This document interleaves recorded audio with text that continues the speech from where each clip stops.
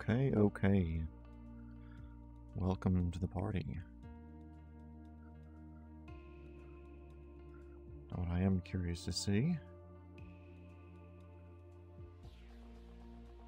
is how well the field of view will work.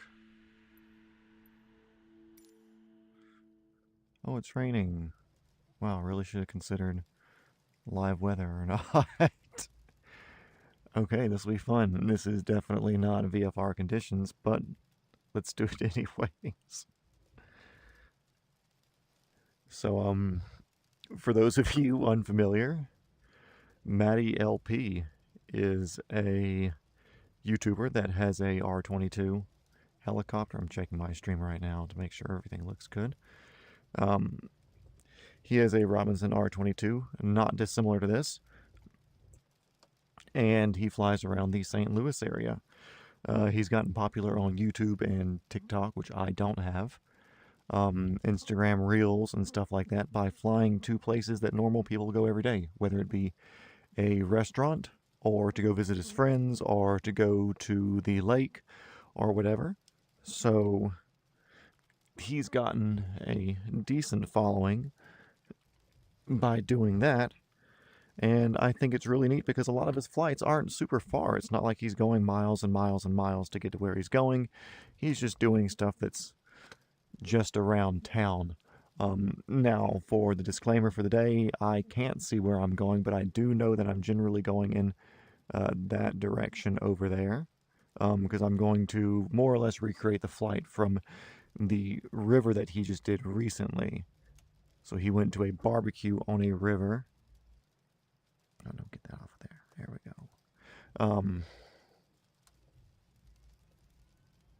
I gotta use the mouse for this, but he went to a barbecue on a river and landed on an island in the river, took some stuff out with him, so we're going to pretend that I have all my food and libations and stuff over with me. But that's something that I can't add here, sadly. The limitations of my sim at this moment are what I'm using it for, basically, is to figure out how to fly a helicopter. I've been doing this for 100 hours now, so I think I have it figured out. But I've yet to have any proper instruction. The throttle does not auto-throttle, so I have to do throttling with one hand, or with my controller here, and it's not the correct procedure for all of this going. I'm completely aware of that. That's something that I wish my current setup would handle. Maybe it's something inside of the programming and stuff, but I would love to be able to do like a Sprag clutch check, magneto check, and everything, which I could do here, but this is once again not the point of me getting a simulator. The point of me having this setup is to get the pedals figured out, to get these collective and get the cyclic and get the relationship between all of those all working, all where I would like it to be for me to feel extremely comfortable hopping into a real one, which I more or less do at this point. So at this point, clutch, everything's engaged, governor's on, green, green, green, everything's looking good. That's around where it should be. So let's go. I'm going to try to follow the best flight path that I can. I generally know where he did go. Also, I do apologize for any shakiness on the initial takeoff here for the first flying of the day. I still don't have my VR legs completely underneath me, so for that first few seconds I am getting slightly motion sickness. But once we get going, it goes away once I kind of readjust to everything. So let's go. I'm assuming with the temperatures and altitude and everything today, I won't be able to pull much past 21 inches. Haven't looked at the chart, haven't looked at the temperatures. As you can tell, I'm a professional. I'm going to leave my landing lights on because I like seeing the rain. It's kind of cool. But where we're going today, it's the river. Once again, this is not flight conditions, which I should be flying in. And this is real life, but hey, we're here for a good time, not a long time. It is neat though, because it does look like I can see a clear spot out in front of us, which, let me pick my laser pointer up. It looks like out there it's a bit clear. So also, I apologize for that. I have to take a hand off controls to pick up the controller, but yeah, here we are. I just heard my dog walk in, so I am also going to blame any sort of sudden jerky reactions on him. So now we are getting up here near the river. I have been exploring around because the other day I did follow his multi-stop path that he did for his flying around. And one of the places he stopped was right here on the river. Let's see if we actually happen to fly over the right area. I do remember what it looks like. I think it was down here, around where these two islands split. But over here on this eastern coast of the river, eastern shore.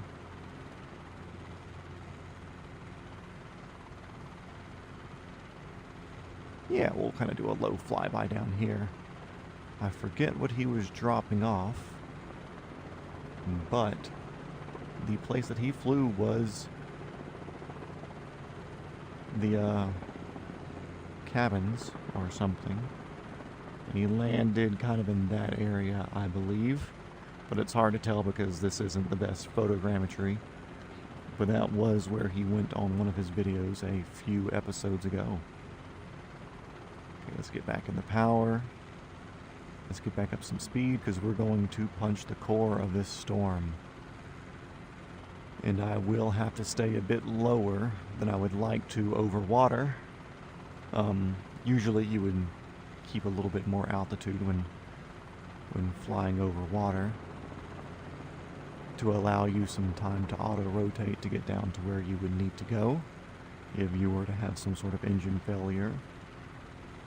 And, good, I can't see anything in here. This is wild. Let's get low.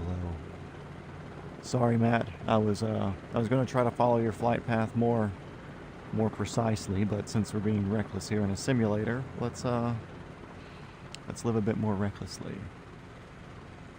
So yeah, the river splits a little bit. Islands are a bit different, but we're still headed more or less south. The river will turn back northish, or when it's at the bottom of the U-shape, and that will be where we need to go.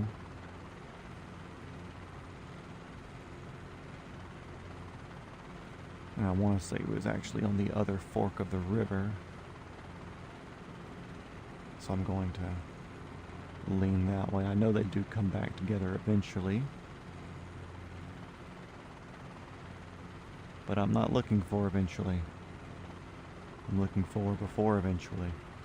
This looks wild with the fog, which it's still cool to me. I know this is a very low poly look to the game itself right now, and that's just so I can keep my freshly built PC figuring everything out the way it should be figured out, you know.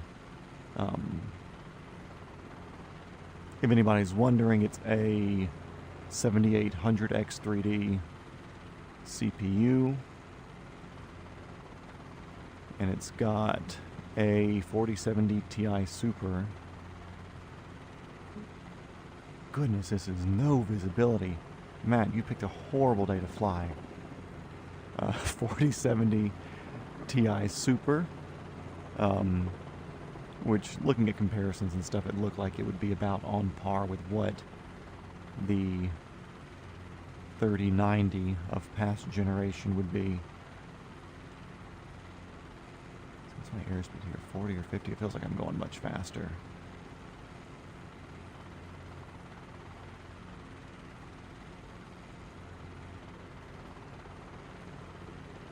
Chat, this isn't good. I wanted to show off a little bit of navigation, but I did a test flight for this yesterday, and it was VFR, and we had decent conditions, but this is not This is not solid.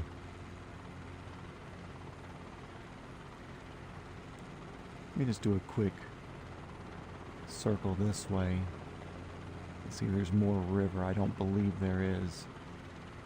Or if it is, it's very small, tributary size stuff. Oh yeah, this wind is not optimal. So let's come back over here. This is a huge plus of VR, being able to freely look around. It's a big storm. A lot of rain going through. Usually when I am flying around in the Midwest-ish, it more spread out. See, here we go. Now we're getting into the clear. But also, I'm very certain that we were not out this far. Oh no, we might have been. I think it's this island up here. It's just with no visual references of the ground, you lose all of your sense of location, your sense of where you need to be. This is one of those things where this was real life. I would not be flying in these conditions really anywhere in this area. I mean, you would say over there it looks clearish, but clearish is not what we're looking for. Okay, yeah, this is the island here. I remember what it looks like now, and I remember those fields over there because I may have been doing some low-level field diving. Okay, so now we're back on the plan. We're back on the flight path. Let's do this. We've got it figured out, guys.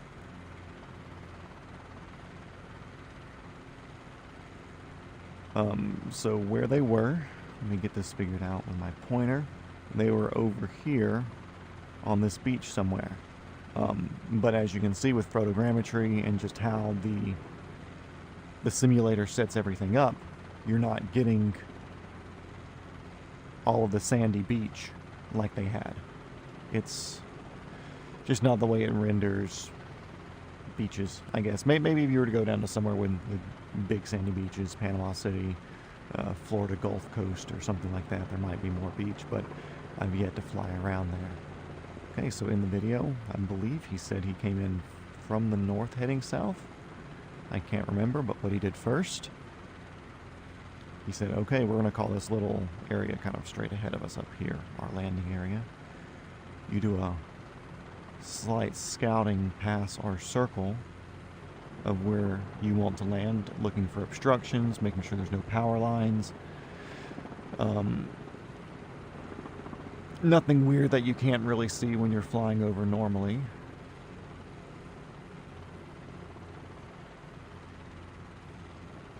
We're doing a little bit of right side click, a little bit of right pedal, trying to maintain some altitude, but I am dropping altitude at the same time. I do want to get down a little bit lower.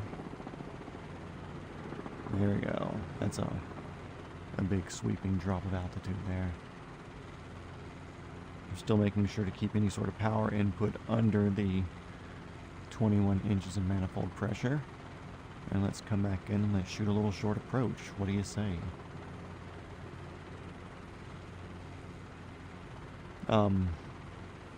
It also would be nicer for it to be a beach so I could have more of a runway without trees.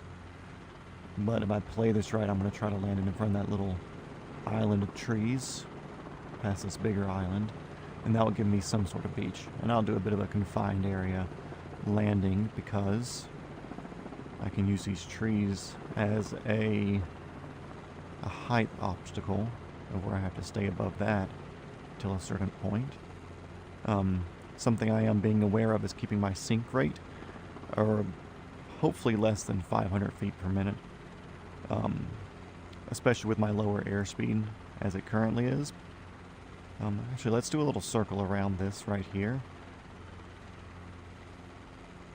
and then I'll kind of face over here like this.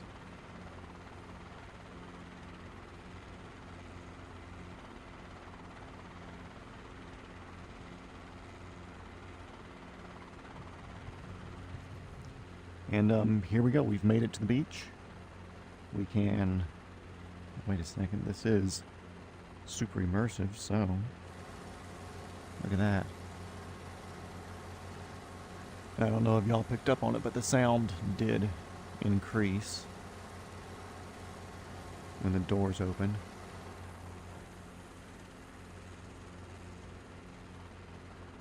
Yeah, that was good. Let's go fly through the soup. Let's get back. So everybody's all left from their barbecue, their picnic, their hangout, their drinking session. Of course, we did not drink here. It is 8 hours throttle to bottle. So I said that wrong. 8 hours bottle to throttle. You can fly then drink, but don't drink then fly.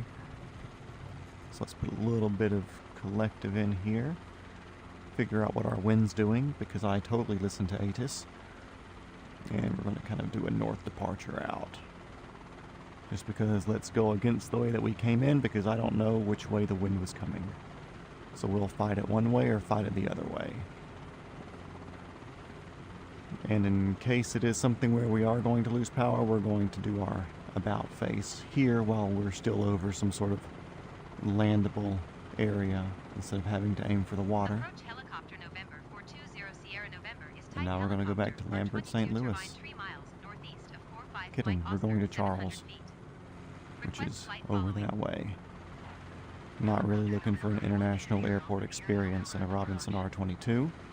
Although I know people do it all the time, it's just nothing that's beneficial for me as far as what I want to do. Just like listening to these ATC people. It's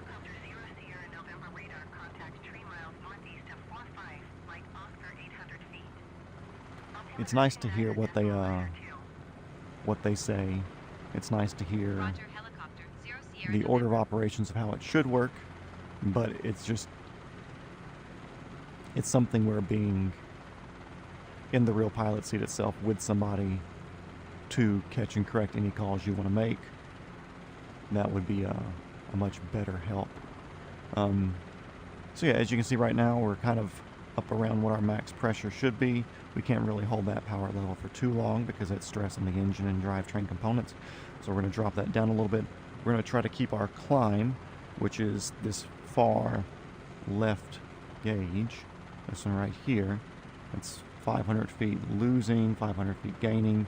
So right now that's losing altitude, and right now that's gaining altitude. So we're going to try to keep a 500 feet per minute climb or less, because that will help us maintain the airspeed that we have. I would like to keep substantial airspeed right now. I don't want to do a good 60 or 70 knot cruise. I'm looking for mid 90s because I want to have as much vertical stabilizer input from the rear as I can as I'm coming through whatever this storm is going to be up here, which I'm curious if we'll have any back at the runway itself. We had a little gap in it on the way over here.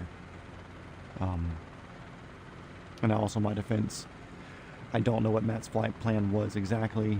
I didn't track him on flight radar or anything like that. It's just I'm a Matt person. I heard him say where he was going. I know where he flies out of, and from there you can kind of figure out where you need to go. Also, I want to shout out to the regulars I see around. Boy, that's I'm not gaining altitude that quick to make that look that wild. Anyways, it is neat. There are some names that I see as far as multiplayer where I see the people multiple times, or I've seen their name before, and I know, like, okay, cool, yeah. They're usually flying something similar to that. There's always one or two guys flying the Dark Star around, and I'll never meet you, but hey, you're not going to be watching helicopter stuff when you're flying around a Diamond 62. Although it does, I don't want to say trouble me, it is a weird thing for me to see people flying airliners doing this. Well, I know a lot of it is knowing how to and learning how to deal with autopilots and all the different Garmins or Avidynes or whatever sort of glass that you have in your cockpit. It's kind of boring, don't you think? Like, this right here is boring. I'm going to lose altitude just that way I can see something. Really put a drop in altitude there. And I feel like yeah, sure, taking off and having the simulated experience of taking off a 100,000-pound airliner is something cool, and I'm sure doing the real thing is too. It's got to feel nice having that demand of power. You know, riding in an airline, it's always nice having that feeling of getting pushed back in your seat and knowing that it's moving so much weight. It's just it's a little bit of a marvel of engineering to an extent. But I mean, once you're off the ground and once the gear's up, it's turning knobs, saying, okay, cool, we've been given a heading. Oh, we need to go direct to whatever point, and I don't see the appeal in that. You know, I want a pilot's license, but I'm not looking for fixed wing, and that's for a reason. Helicoptering, in my opinion, seems to be one of the harder, if not the hardest, form of piloting, as far as traditional aviation goes. Of course, there's fighter jets, there's stuff like that, but that's a very small and elite group, and even if you were to join the Air Force, there's a very low chance that you're going to get into something where you are going to be flying something like a fighter jet. It's there's a lot of support planes, there's a lot of different aircraft to a very few number of fighter planes. But helicoptering, it's every single pedal input you put in has to be countered with some sort of cyclic input, and every collective input has to be countered with everything else. And it's a constant feedback loop of having to work with and deal with stuff. Once you get moving, it's not that bad. And that's another reason why I'm not looking to do passenger pickup sort of flights. I would much rather do something neat that involves search and rescue or hoist operations or heavy lift, long line vertical reference where you're having to watch whatever your load's doing down there out of a bubble window. There's a lot of places and things, and here we go, this would be considered crossing midfield. I'm going to get over here. Do I see a windsock? Where's the windsock up in this bad boy? There it is. So technically we're going to be landing with a tailwind. Not good. But as much as I don't want to say it's good practice, I would much rather simulate landing in bad conditions 1,000 times and then have to do it once in real life than never run a simulated version of landing in less than optimal conditions. You know, there's got to be, this will be a steep approach here. Let's lose a little bit of airspeed so we're not getting there as quickly. Fun fact, so steep approaches can be used for different things, like high dust environments. So, having worked a bit in aviation, it's an important thing to note that dust in the dirt, and I'm going to do a little circle here just to kill some altitude without dropping that fast, because I was getting close to a vortex ring state. But yeah, dust and debris can harm a lot of the components, and it can harm a lot of the engines and a lot of very expensive things in a helicopter or an airplane. So when you're coming into a higher dust environment, you want to try to come in and land as quickly as possible, and then take all of the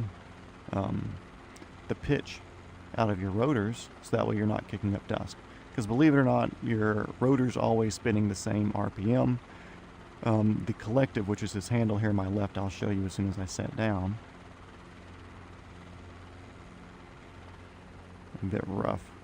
Gotta adjust my pedals, they're a bit clicky, pushy, if you can see. But this collective right here, down in the middle, pulling up on that adds pitch to your blades, and that's what picks you up.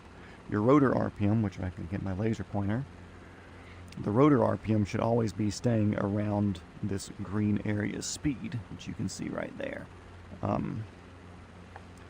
So by pulling up on the collective, you're adding more pitch. Of course, that puts a lot more torque on your helicopter itself, because it's your helicopter is not grounded. It's free spinning underneath this, so you do that, and then you can see I have to add a little bit of pedal to keep everything the way it should be. And of course, when you add pedal, you've got to do a little bit of cyclic moving as well.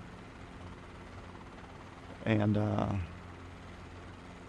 it's always a constant feedback of these three controls. Also, as much as I like practicing ground stuff, it's still the most disturbing with with VR. When you're in the air, you don't have any like close references, but I can tell you that like picking up like this is very disorienting, which I don't think it has reference as far as where the blades are for hitting stuff, but flying backwards right there, just that little bit, is very like very motion sickness inducing. Also, I'd like to point out I can be very smooth with this. It's just a matter of, what's a forklift doing out here? It's just a matter of me being motion sick whenever I'm doing stuff close to the ground. That's not how the steering wheel on that thing works, lady.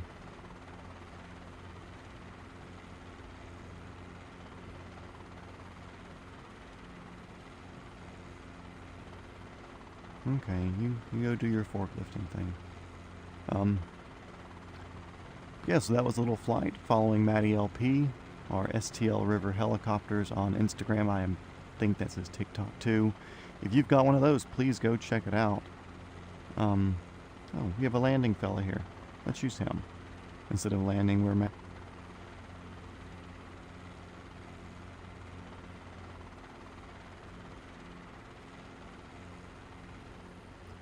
Oh, motion sick there at the end. Sorry, guys.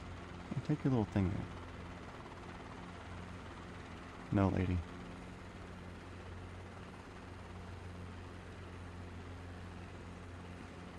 So now, things to do. Throttling that off.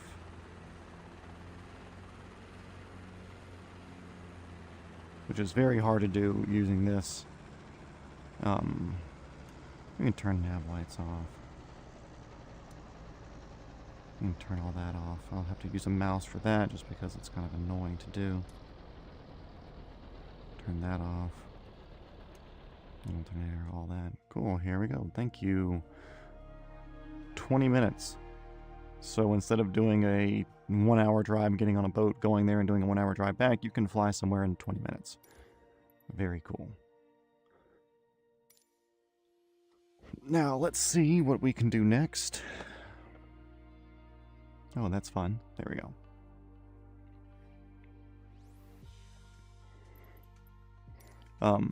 As far as different helicopters, I have downloaded a bit.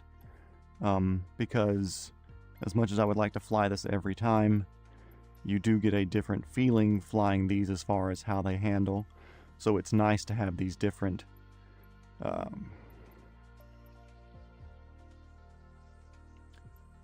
ones so you can not get used to one, and hopefully that makes it. Apparently this one has better flight dynamics than the other one, but I'm having some troubles with the model and my control setup. Oh, I didn't know they had a float version. That's nice. And then also we have the Hueys, which they just have a sound to them. I can't say no to that sound. Except for now. But I really do enjoy the 500E also. Which, that is a helicopter that a lot of people love. It's, oh yeah, there's a bit of storm there. A lot of people have the 500. It's a very, very popular helicopter.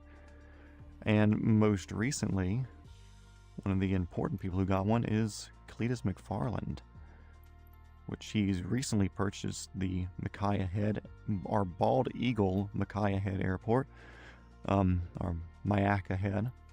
So yeah, we're going to go here. I don't want to deal with the startup procedure in this, not because I can't do it, but because I would love to have more of its specific controls and starter switches and stuff. It's just a bit pesky sometimes to do. Not going to worry about weight and balance. It's not really adding that much of a difference, and it's not worth my input of moving the headset around. So yeah, what we're going to do, let's go from there. We're going to fly over to Lake Manatee because, believe it or not, in this spot right here is an extremely poorly modeled building for the Freedom Factory.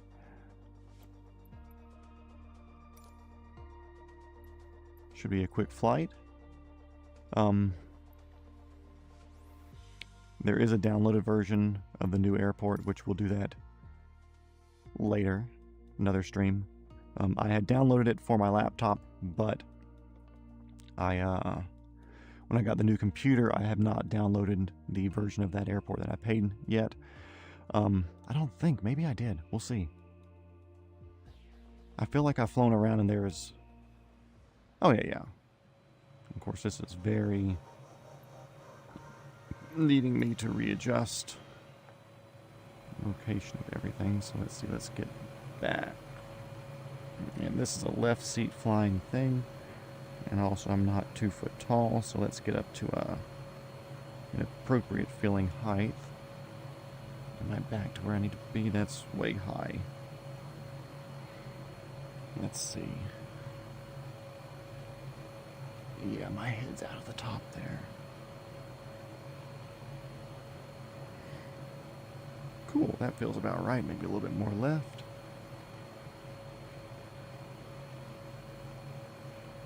Okay, cool, I like it. I do not know what's going on with the texture of the actual runway itself.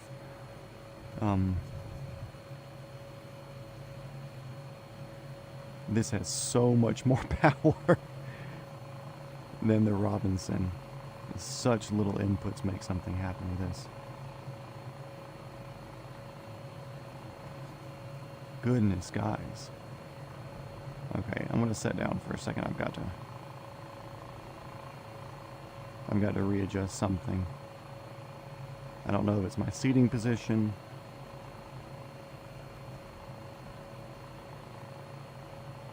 But there is something that's not right. Which something with the VR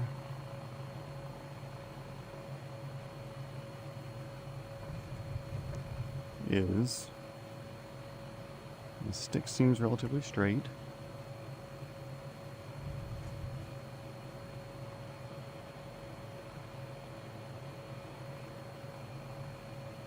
God, why is there so much drift? It's wild. I don't think there's any crazy wind going on right now.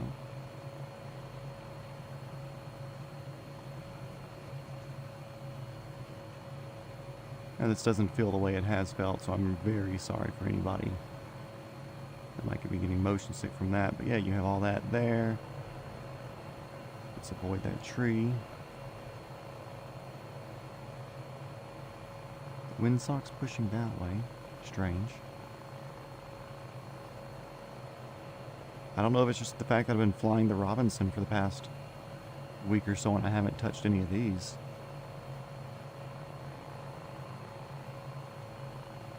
So we got people down there talking. Very nice.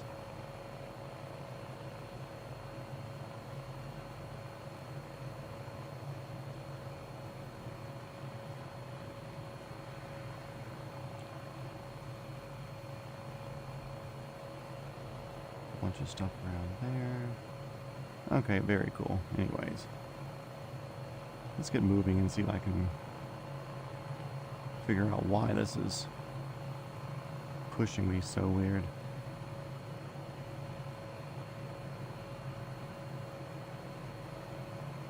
Lighting changed a good bit. Very curious.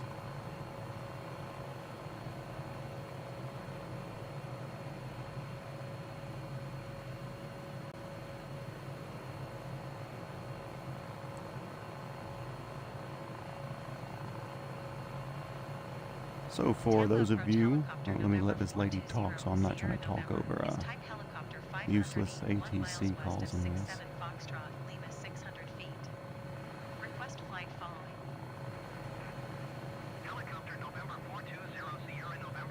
Guys, I'm honestly a bit embarrassed. I mean, this is...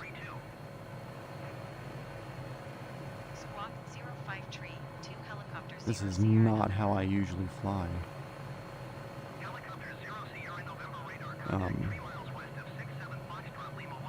Actually, let me see if I can set it down real quick. And actually, even better, we'll hit this escape button.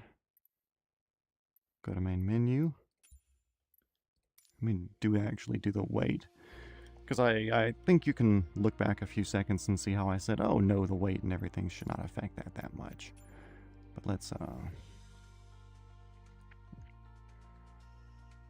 No, 190.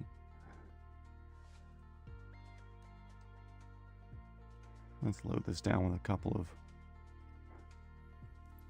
of dudes, you know.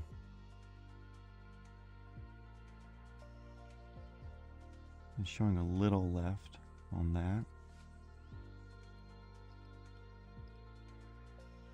Eh.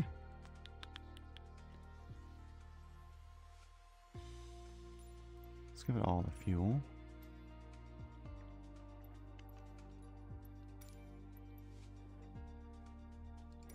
Controls still look good. Am I seated center? Yeah, my seat's center. So, let's see. Let's figure this out. Oh. Alt.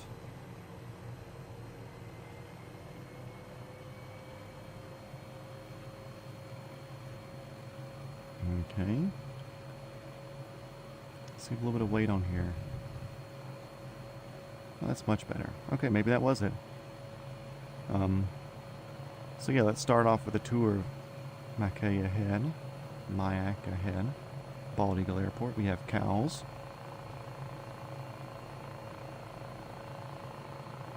If you don't remember, there was a day after some rain and some people were landing and they were trying to figure out how to smooth out the airport. They found out they have the giant roller.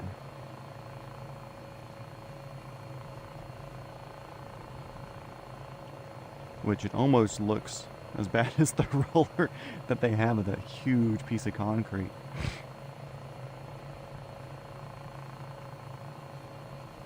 Still feels a bit wonky. I don't know what it is. That seems much better there. I think it's a bit with my seating position.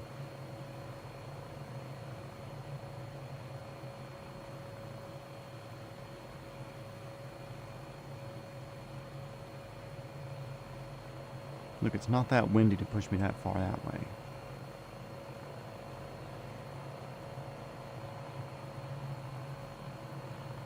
Anyways, let's get over to the Freedom Factory.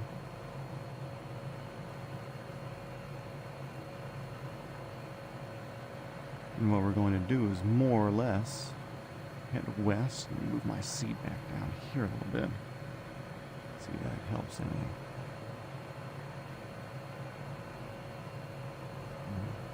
Yeah, don't mind this jerking around. I'm trying to figure out my personal seating position to see if it helps any.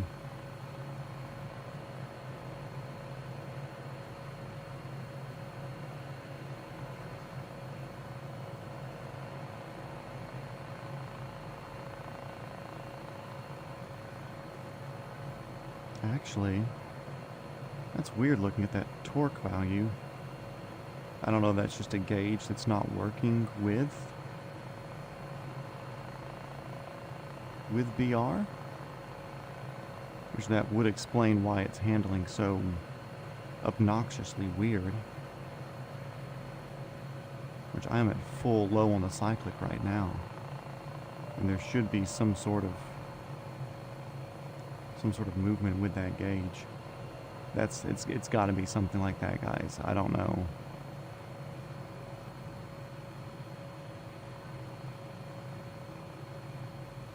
I don't know what it is. But we will fight. We will continue on. I will fly crooked.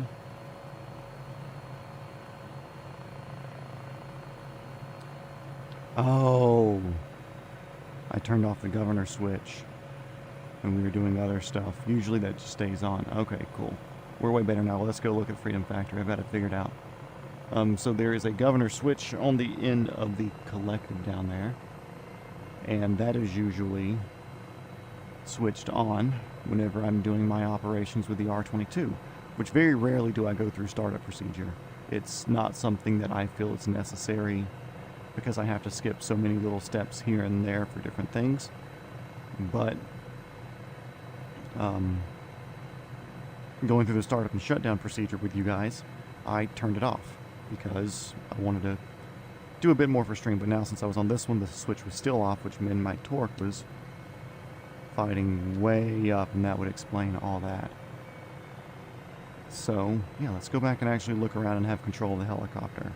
Now that we have 4 people in a full tank of fuel. Very neat thing about the MDs, there's the 500, there's the 520, 530, 600, and I think a 900, 901, 902, something like that. All based off the old like Hughes 369, old Schweitzer design. It's kind of like a grandfather to this. Very stout helicopters. They're extremely powerful, very fast for what they are and for their size. So it's, I don't want to say it's a perfect little helicopter, but a lot of people really do enjoy these, and they use them for a lot of applications because you don't have to worry so much about flying at the extent of what weight capacity is for it. So anyways, let's get back here to this airport. We'll look around some now that we figured out why our torque was so hyped up. So yeah, let's go to the end of the runway. Let's actually do a full look around.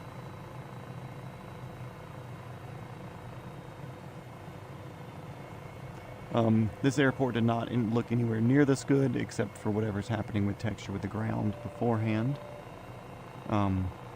That's the lake that Cleetus says he's landed the airplane on a couple of times. Here we are coming from the south. So a little bit of palm here.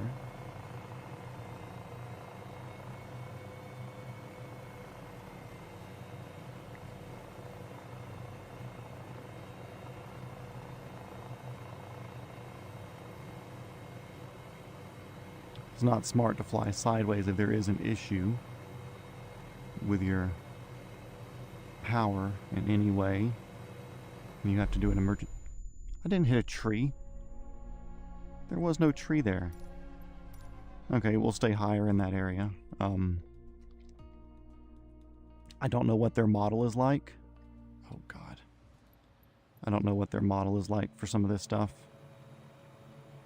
So I don't know if it gives bigger wings or bigger rotors or something to these helicopters.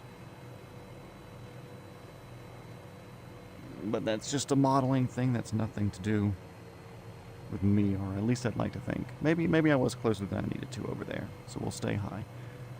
So the guy who did the modeling of this, apparently he even put the sign at the end of the driveway over there. I'm not going to work my way over there. We have the cows. This area right here is where he will be building his house.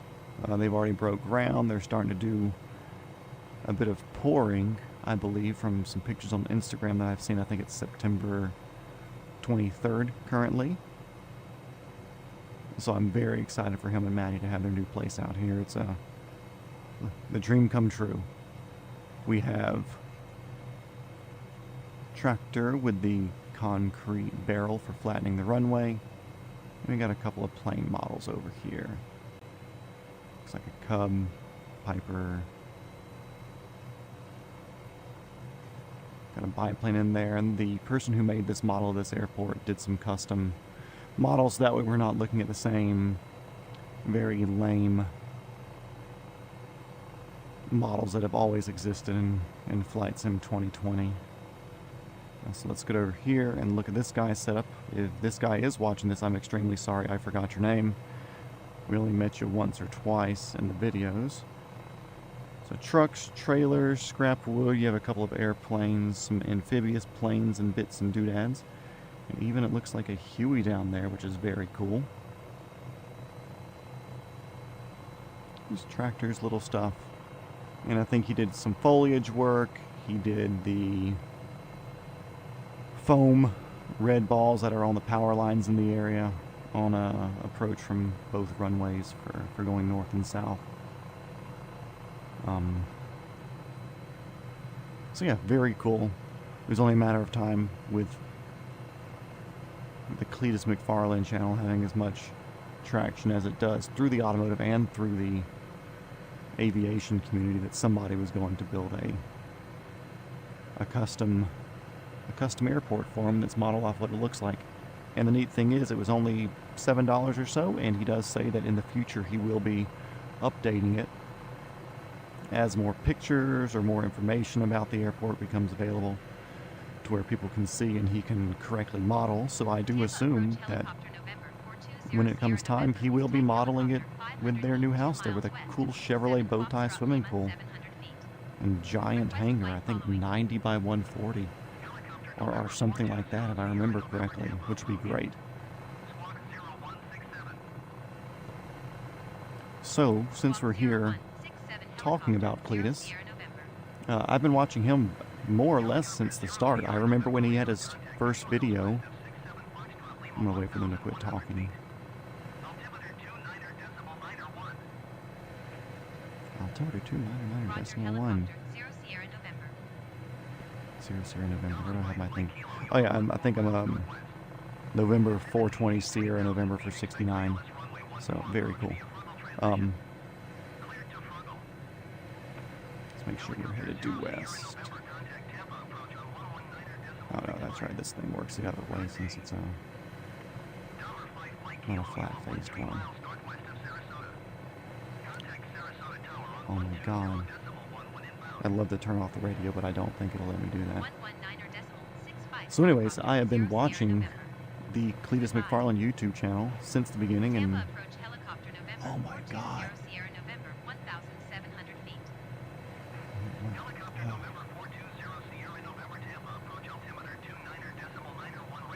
It's one thing I do not like about flight sim is I know it's a simulator, but I do get tired of the ATC sometimes when I'm doing what I'm doing.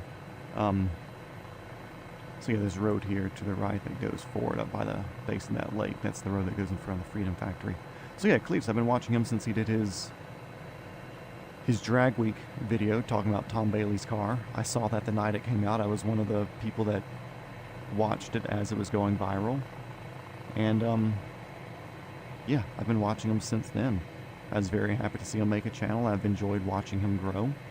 Having a family, building a team, making friends, and getting to experience all the things that anybody who's interested in this sort of hobby watches, you know. There's so much that he does that just makes it extremely pleasurable to watch. It makes it where you could, if you have a family, you can watch it with your kids and they'll enjoy it, or you can watch it with your grandfather and he'll enjoy it.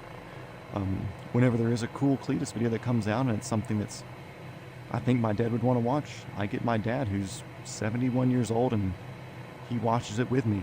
He's invested in the Cleetus house build now. He asks me almost daily if there's a new house building video up. Same thing with Mike Patey. He's gotten into the YouTuber realm of watching people who create stuff that he wants to see, which I think is an extremely cool thing. I'm very happy to see a lot of people moving away from traditional media, despite that being what my actual job is. I am going 150 knots. That is no bueno. If somebody could pull me over, they would. Let's get this back down to somewhere usable. So this here is Lake Manatee. This is where he's always landing the float plane. Right in front of us, all these fields is where they're looking at putting the giant development in that's currently threatening the Freedom Factory. Which, if you're just an aviation person and you don't know anything about this, Cleetus is a race car YouTuber who has a huge, huge hobby and just lifestyle and personality of loving aviation. And once his channel got big enough, he bought an abandoned racetrack down here on the left, which isn't modeled. I think it should be modeled soon. Somebody should make it. If you see that, shout out to you. Do it. But he bought an abandoned circle track racetrack next to a drag strip. And he purchased it out here because within the 2 miles or so in front of us, it was zoned to never be developed. And then with the population growths and people moving and everything, it's gotten to a point where all the land around this is being threatened to get turned into massive developments. And we've seen it happen on plenty of airports in the past, where there's a long-standing, this is supposed to be the grandstands, but I guess it turned into a 3-story apartment building or office building. Let's avoid this tree because we don't know how tall it actually is. But yeah, so this would be the inside of the Freedom Factory. Imagine a dirt track, or a circle track, fully paved, with a giant concrete pad in the middle for burnout competitions and activities. And he even does host a cars and coffee type event of cars and copters. So actually, let's turn this way a little bit so we can look at the building, so it's not as boring. So he even hosts a cars and copters event where people that fly in around his area can fly in and enjoy some cool cars and helicopters at the same time. But back to the Freedom Factory and the drag strip, which is this long flat road just to my west here. Which let's hot dog it over there a little bit. So this right here would be a quarter-mile drag strip. Once again, not exactly modeled well. But why would they model this a flight simulator, not a Cleetus McFarland simulator? But it's being threatened by all the people, or really by the Manatee County, wanting to develop this area. And it's sad because people will move in with the knowledge that a racetrack is there and that noise happens there all the time, and then they'd have to cancel. By the way, that is the Cleetus shop right there. That's where everything gets built. So yeah, it's, I don't want to say sad to see, but it is. It's sad. It's annoying because being in the world of social media, you see it happen all the time. You see these drag strips that have been established for years. You see the circle tracks. You see these places that make noise that have been established for near 100 years now, since cars have been a thing. You know, I think Freedom Factory originally was built in the 1970s. And it's been a staple of the community of race cars in Florida and South Georgia and Alabama and anybody around to come in and have events there. And now it's going to be at a point where people will start filing complaints here in the next 3-4 years, even though they bought a house in the area knowing that it's going to be that. And then it'll be a threat of being shut down. And Garrett, Cleetus himself, has gone to many county meetings. A lot of people have showed up. A lot of people have poured their heart out. But at the end of the day, the county commissioners, they don't care. A lot of the whatever level of local government elected official or board of commissioners is, they don't care. They don't care that there are millions and millions of people that watch and want to come to these events, and tens of thousands of people who do, and they have been and they will be for the foreseeable future, and the thousands and thousands of dollars that it brings and the joy that it brings, and it keeps people off the street from street racing. It allows... Oh, there's somebody flying a Capri. Okay, so one thing I do whenever I am flying a helicopter in here, if I see somebody flying another helicopter, which is rare, I'll see if I can go catch up to them or find them. Which I don't even know what airport's over there. I wish that would show me. We're heading at 330. Yeah, we'll just keep sending and see if we can make it there. So, yeah, it's at risk because people don't care about the car hobby. We do. We care about the car hobby. The car guys do, but 98% of the population, it's nothing more. Ooh, he is gaining altitude quick. To 90-something% of the population, cars are just it's a washing machine. It's a soulless piece of equipment that you spend a lot of money on, and then you have to maintain, and you have to put gas in it, and it needs oil, it needs fluids, you can crash it, and it's a depreciating asset, and it's a washing machine to people. You know, it's nothing that it's going to take forever to fly out there. So what we're going to do, we're going to land real quick and reset at a different airport, and I'll actually spawn in the Capri, even though I think it is a very, very soft flying model. Yeah, it's more than just an appliance to us. It's a way to express ourselves. It's a way for us to build skills and hobbies and friends. gives us something to strive to be better at.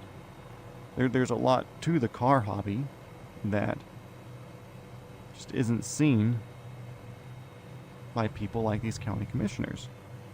Let's see, let me pull you up so I can see my keyboard. Main menu, continue. So it's at risk, and that's sad. And of course there is a chance where once I'm looking for whoever this Cabri flyer was, maybe St. Pete area.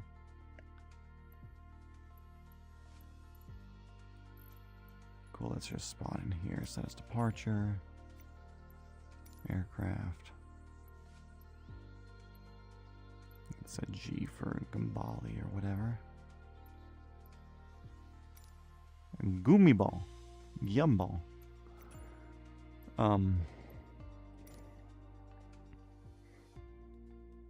Yeah, you get it. I mean, sure, if the development does come and it does complain enough to shut them down to a point where they can't host events there anymore and somebody buys it, I'm sure he'll get a significant chunk of money for this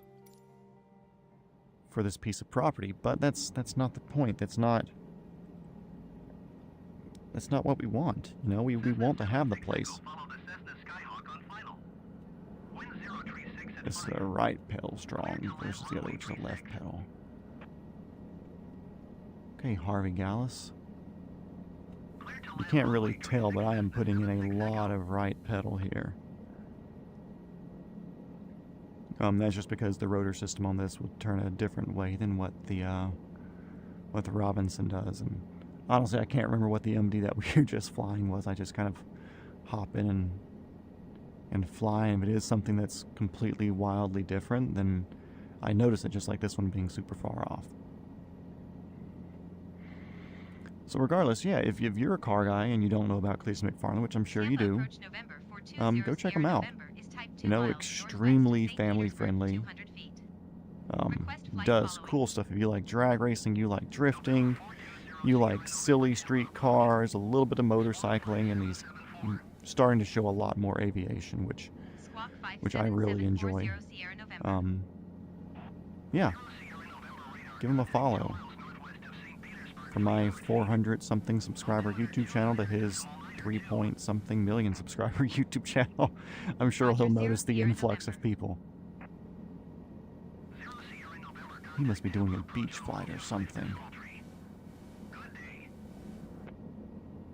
Store some more power. Live gameplay. And, yeah, I disconnected. There he goes. He's back.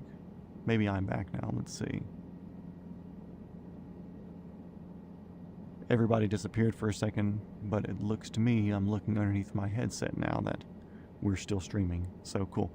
But yeah, so sometimes, even though you're seeing other players on the live map with you, they might not see you. They might not be set to live. So that's cool. That's fine. If he doesn't see me, that's neat. But I always do like to see other people flying the helicopters around. There's a low chance that they are interested in flying helicopters outside of seeing whatever's natively put in there.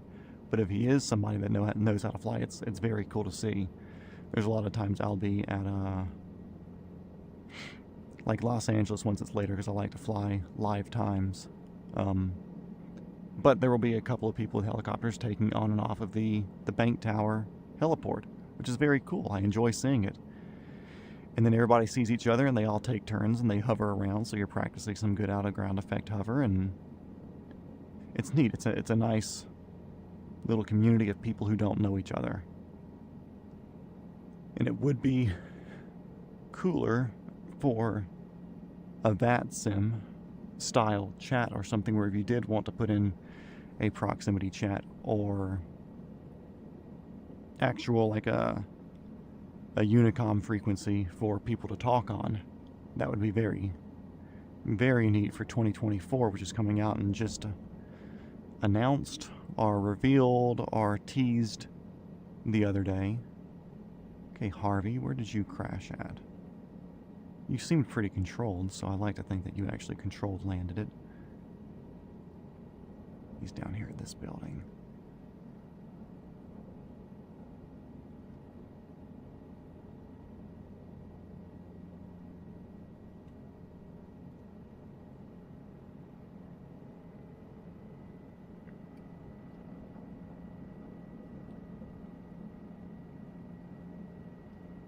I'm curious if he's in.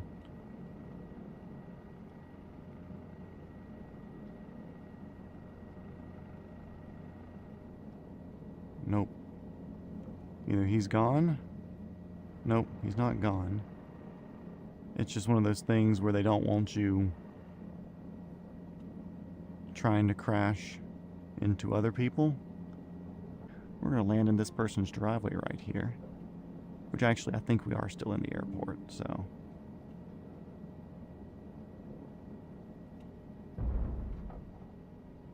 Yeah, he's gone. Let's see. Escape. Main menu. Continue.